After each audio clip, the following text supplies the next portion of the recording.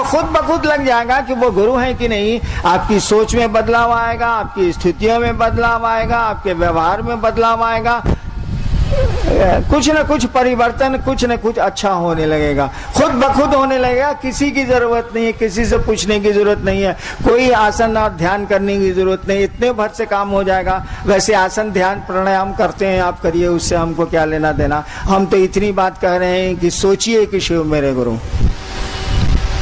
लेकिन सोच के भुलाइएगा मत। ट्रेन वाली दोस्ती मत करिएगा। ट्रेन में हम लोग भी दोस्ती करते हैं। चले रांची से जगन्नाथपुरी, जिंदगी में पहली बार तो ये किए हैं। चले रांची से जगन्नाथपुरी, रास्ते में सामने वाला बॉगी में कोई, सामने वाले बर्थ में कोई बैठा हुआ है। अब आप निकाले अपना टिफिन, 4 बजे रांची से ट्रेन खुलती है, यहाँ पहुंचती है सुबह, रात में खाना खेबे कीजिएगा, लेके चले हैं। अब सामने वाला चढ़ा है राउरकेला में 8 बजे रात में, आप निकाले 9 बजे रोटी अपना टिफिन कैरियर, सामने वाले से कहिएगा भाई साहब खाइएगा।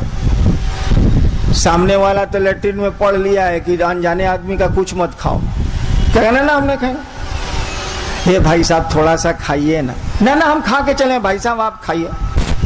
अच्छा एगो मिठाई खा लीजिए, नहीं हम खा के चले हैं, आप खाइए।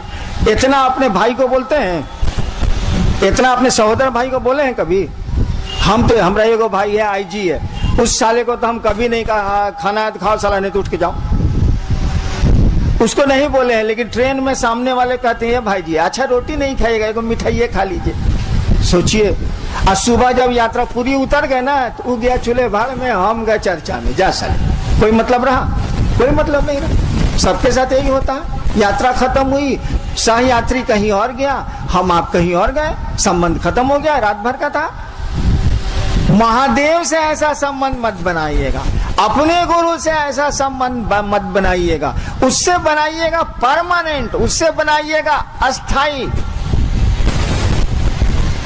यानी हमारा आपका मन उस शिव से जुड़ा रहे। और जब गुरु हो जाएंगे तो बाकी चीज सिखलाना उनकी जिम्मेवारी है। गुरु का काम है कि वो ज्ञान देते हैं। ज्ञान माने पूछते हैं, ज्ञान का मानी क्या होता है? हम लोग पढ़ते हैं ना किताब में, भगवान बुद्ध को सम्यक ज्ञान हुआ था बोधि वृक्ष के नीचे। इसका माने क्या हुआ कि सम्यक ज्ञान हुआ था?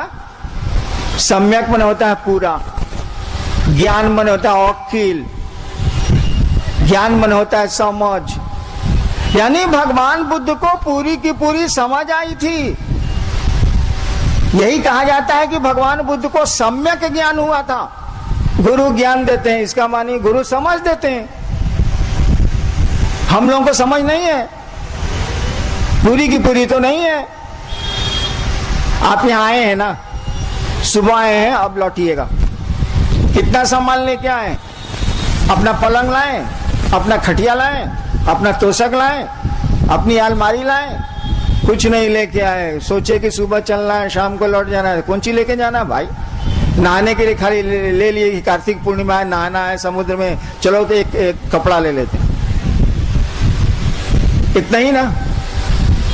अच्छा कोई हमसे पूछेगा हिनान जी दुनिया में कितना दिन के लिए आए? ठीक है मान लिया पूरी आप 2 दिन के लिए आए, ये दुनिया में कितना दिन के लिए आए ये तो हम नहीं बता सकते।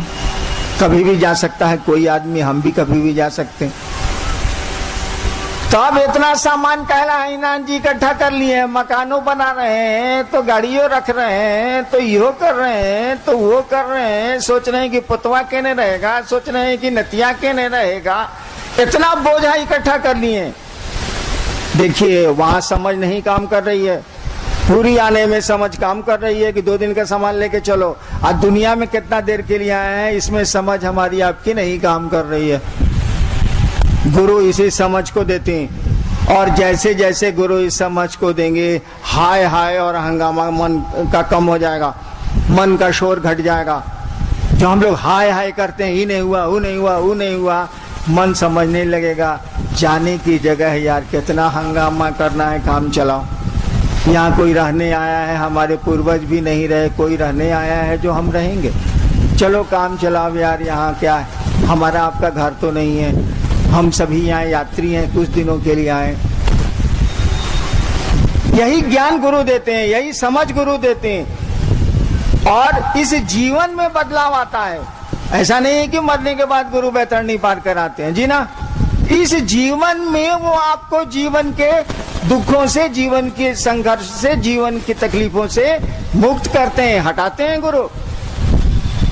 हम लोगों ने कहा उस शिव को अपना गुरु मानिए, बना के देखिए, सोचिए कि शिव मेरे गुरु हैं। आइए देखें कि क्या जिज्ञासा आई है।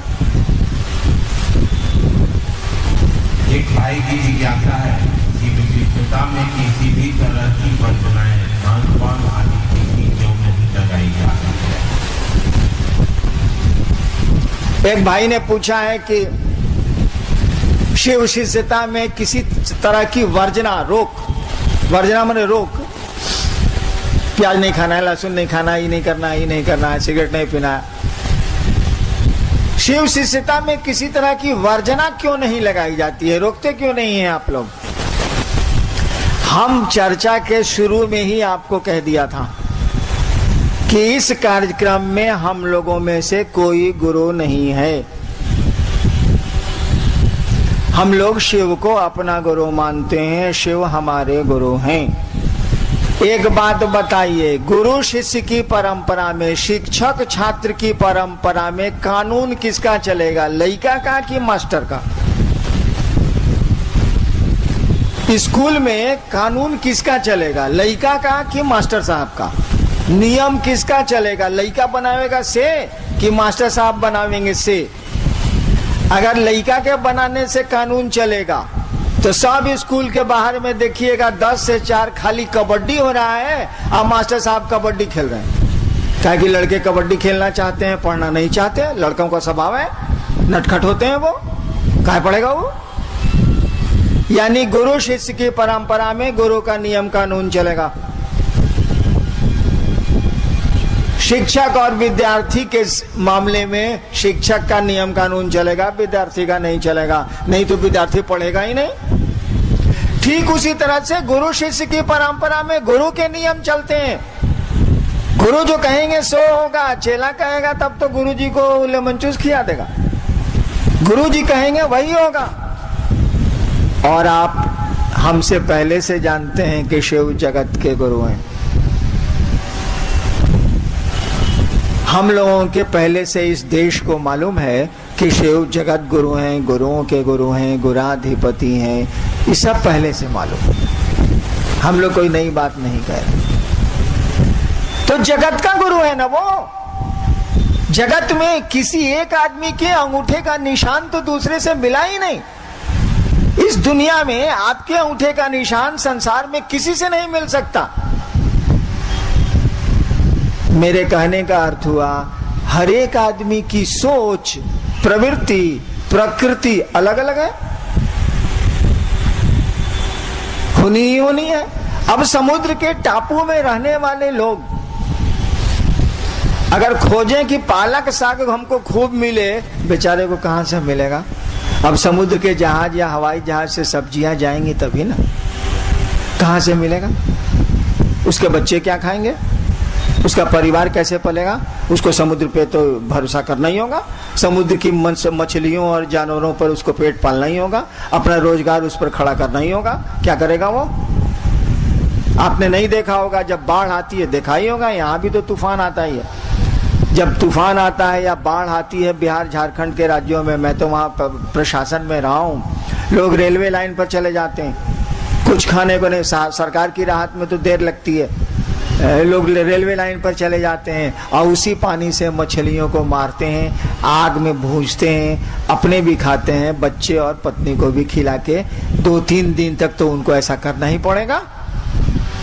कुछ तो मिलेगा नहीं, चारों बगल पानी है। बताइए अब महादेव किसको रोकेगा? कोई पानी पे जिंदा है, कोई घास पे जिंदा है, कोई कैसे है, कोई कैसे है, सबकी सोच अलग अलग है। इसीलिए कोई नियम वो लगा ही नहीं सकता, कोई वर्जना वो डाल ही नहीं सकता, सबको छूट देनी ही उसको पड़ेगी कि सब लोग आओ, कोई दिक्कत नहीं है। कहा कि एक को रोकेगा, जहां एक को रोकेगा, जहां एक नियम बनाया सब रुक जाएगा, बहुत सारे लोग रुक जाएंगे। बना ही नहीं सकता कोई भी संसार का जगत गुरु, कोई रूल बना ही नहीं सकता। वास्तव में तो शिव ही जगत के गुरु हैं, ईश्वर हैं, ईश्वर का नाम है शिव। इसीलिए कोई वर्जना शिव शिष्यता में लागू नहीं की गई है। लागू गुरु ने करेगा, चेला कैसे लागू करे? चेला को तो अधिकार नहीं है। और वो जगत का गुरु है, जगत में तो एक अंगूठे का निशान दूसरे का मिला ही नहीं।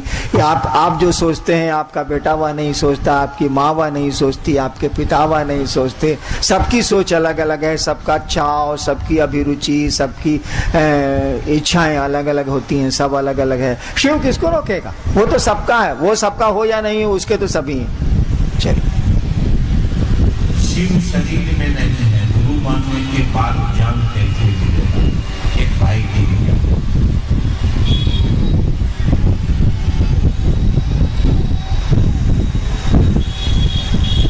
एक भाई ने पूछा है कि शिव शरीर में नहीं है तो ज्ञान कैसे मिलेगा? थोड़ा सोच के सवाल करना चाहिए था आपको। धरती पर बहुत सारे गुरु नहीं है, शरीरधारी बहुत सारे गुरु नहीं है। भगवान बुद्ध नहीं है, भगवान रजनीश नहीं है, बहुत सारे गुरु हैं जो अब शरीर में नहीं है। कितना नाम गिनाए। और आज भी वो गुरु हैं और लोग उनके शिष्य बन रहे हैं और शिष्य हैं। गुरु को शरीर से कुछ लेना देना नहीं। बहुत सारे गुरु धरती से चले गए, हाल हाल तक गए हैं लोग, और उनकी शिष्य परंपरा, गुरु शिष्य परंपरा आज भी चल रही है और वो आज भी गुरु हो रहे हैं। इसी से सोच लेना चाहिए कि शिव का शरीर में होना तो कोई अर्थ ही नहीं रखता। दूसरा, शिव बिना शरीर के हमको आपको धन धान्य संतान सुख पद प्रतिष्ठा देती। हमने कहा तभी ये लंबा सिलसिला कई हजार वर्षों से चल रहा। देती तो ज्ञान नहीं दे सकते भाई साहब। मैंने वो पैसा दे सकता, बेटा दे सकता, बीमारी से दूर कर सकता है, उसके महामृत्युंजय मंत्र के जप से रोग हटाए जा सकते हैं, जैसा चलता है हटाए जा सकते हैं। तो बिना शरीर के वो सब दे सकता, लेकिन अकिलवा बिना शरीर के नहीं दे सकता। नहीं तो पैसवा कैसे देता है? मनी ऑर्डर करता है कैलाश से। कहा भाई जी वो दे सकता है। जिस तरह से वो धन देता है आपको ज्ञान भी दे सकता है। आप लेना नहीं चाहते, धन और ज्ञान में यही अंतर है। धन का बंटवारा हो सकता है लेकिन ज्ञान का बंटवारा नहीं हो सकता। जब तक कि कोई ज्ञान लेने की इच्छा नहीं रखे, ज्ञान लेना नहीं चाहे। इसीलिए गुरु का कहा जाता है कि गुरु का शरीर में होना आवश्यक नहीं, जरूरी नहीं। और कितने गुरु गए धरती से, आज भी गुरु हैं वो। कितने गुरु चले गए, शरीर में नहीं है तब भी हैं गुरु।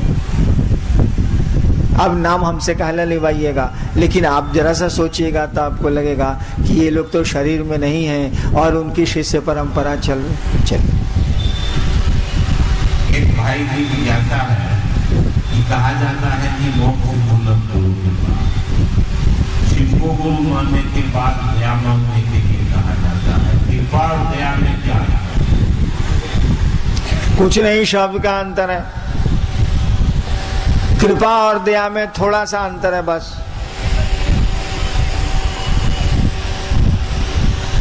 कृपा का मानी है कि आपको अधिकार है, करो और पाओ। कृपा करो और पाओ, सामान्य अर्थ यही लगेगा इसका। कृपा का अर्थ है आपको अधिकार है, दया का अर्थ है कि आपको अधिकार नहीं, तब भी चाहिए। आप सरकारी नौकरी करते हैं, आप छुट्टी के लिए कृपा मांगते हैं, 2 दिनों की छुट्टी की कृपा की जाए। क्यों? कि आपको अधिकार है, आप नौकरी करते हैं, इसलिए आप सरकार ने आपको अधिकार दिए, आप छुट्टियां ले सकते हैं, आपको अधिकार है। दया का मानी होता है हमको मेरा सब अधिकार खत्म हो गया। कानून आप जानते हैं, सर्वोच्च न्यायालय भारत के ऑनरेबल सुप्रीम कोर्ट ने किसी की फांसी की सजा को कंफर्म कर दिया।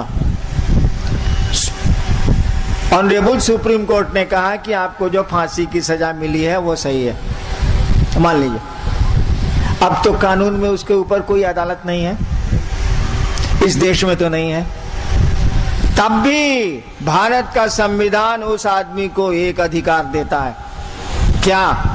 महामहिम राष्ट्रपति क्या है यहाँ, वो मर्सी अपील कर सकता है, यानी दया की याचना कर सकता है। वहां ये नहीं कह सकता कि हमने गलती नहीं की, गलती तो आपकी साबित हो चुकी है, अब कौन सी कहिएगा आप? वहां दया मांगी जाती है और दया मिलती है, कानून में तो प्रावधान है। दया का अर्थ हुआ कि हमको पात्रता नहीं है, तब भी हमको चाहिए। अब हम लोगों ने शिव को गुरु माना, जो गुरुओं का गुरु है, ईश्वर है, परमात्मा का नाम है शिव, महेश्वर कहा जाता है उनको गुरु माना है। वहां अधिकार जताने जाएंगे कि हम आपके चेला हैं, फालतू बात है।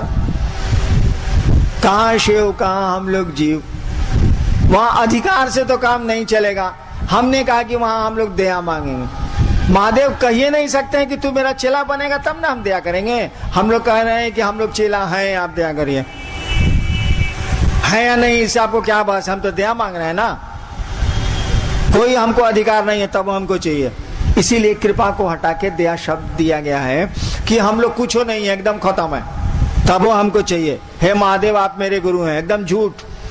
हमारा मनवा बुझेगा कि महादेव गुरु है तब ना, इतना आसान है मन को बुझना। मुंह से न कह रहे हैं कि शिव आप मेरे गुरु हैं, तब भी हमको चाहिए, आप हम पर दया करिए। इसीलिए दया शब्द का प्रयोग किया गया है, कृपा शब्द का प्रयोग नहीं किया गया है। कृपा जैसे होगी तब वो कहेंगे तू पहले चेला बनेगा तब ना हम कृपा करेंगे। ये लफड़ा में कौन पड़े, चलिए दया करिए। एक भाई की जिज्ञासा है कि जो व्यक्ति शरीरधारी गुरु को अपना गुरु बनाए, क्या वे लोग इनको गुरु बना सकते हैं? एक भाई ने पूछा है कि जो व्यक्ति शरीरधारी गुरु को गुरु बनाए हैं, क्या वो शिव को अपना गुरु बना सकते? क्यों नहीं बना सकते भाई? वो गुरुओं का गुरु है, वो जगत गुरु है, ईश्वर है, उनका नाम है शिव। मैंने प्राइमरी में पढ़िएगा, कॉलेज में घुस में नहीं कीजिएगा भाई जी, मिडिल में नहीं जाइएगा। 5वां से 7वां 8वां 9वां 10वां 11वां, उसके बाद कॉलेज, ऊपर नहीं चढ़िएगा। शिव को बड़ी आसानी से गुरु माना जा सकता है, कभी भी गुरु माना जा सकता है। हमारे तो 14 गुरु थे, तब मैंने शिव को गुरु माना 1974 में। चलिए, एक भाई की जिज्ञासा है कि अगर शिव को गुरु नहीं मानते हैं तो क्या जिंदगी नहीं बीतेगी? खूब बीतेगी, काहे नहीं बीतेगी। शिव, एक भाई ने कहा है कि शिव को गुरु नहीं मानेंगे तो जिंदगी नहीं बीतेगी, खूब मजे में बीतेगी। बीतिए रही है, गुजर नहीं रही है जिंदगी, खूब मजे में गुजरेगी। शिव को गुरु मान लीजिएगा, थोड़ा ज्यादा औकिल से ज्यादा मस्ती से गुजरेगी, और कोई बहुत अंतर तो आवेगा नहीं। ऐसे रो रो के गुजरेगा, करने का चांस ज्यादा रहेगा। शिव गुरु होंगे तो दुख तकलीफ तो आएगी, लेकिन करने का चांस कम हो जाएगा। इतना ही भर का अंतर आएगा। शिव गुरु नहीं होंगे तो जिंदा नहीं रहेंगे, हम लोग जिंदा हिले हैं साला। यहाँ तो आदमी आता है जाता है साला, तो नियम चलाइए। लेकिन आप शिव को गुरु मानिएगा तो जीवन सुंदर हो जाएगा, जिंदगी में फूल खिलने लगेंगे, अच्छा लगेगा। और कोई मेहनत नहीं हो जिस काम में, उस काम को करना चाहिए जिससे लाभ हो, जिससे समझ आए, ज्ञान आए। और बिना ज्ञान के तो संसार में भी कोई काम नहीं हो सकता। संसार के बाहर तो और मुश्किल है, संसार में भी कोई काम नहीं हो सकता। इसीलिए गुरु के पास तो आपको जाना ही चाहिए। लड़का पढ़ेगा नहीं तो करेगा क्या भाई? हमको आपको शिव को गुरु बनाना चाहिए। एक भाई की जिज्ञासा है कि भाई बहन कहते हैं कि नमक की भाई से पाप करता है, ये कैसे पता चलेगा कि मेरा पाप कर रहा है? देखिए, पाप पुण्य कुछ होता नहीं, न पाप कटता है न पुण्य आता है। शिव को गुरु मानिए, वो गुरु आपको समझ दे देगा। आप समझ जाइएगा कि न पाप कटता है न पुण्य जमा होता है। ऐसे ही सब चलता है, पाप पुण्य के फेरा में मत पड़िए। हम तो बिल्कुल नहीं पढ़ते हैं, आपको भी राय देंगे कि सब फेरा में मत पड़िए।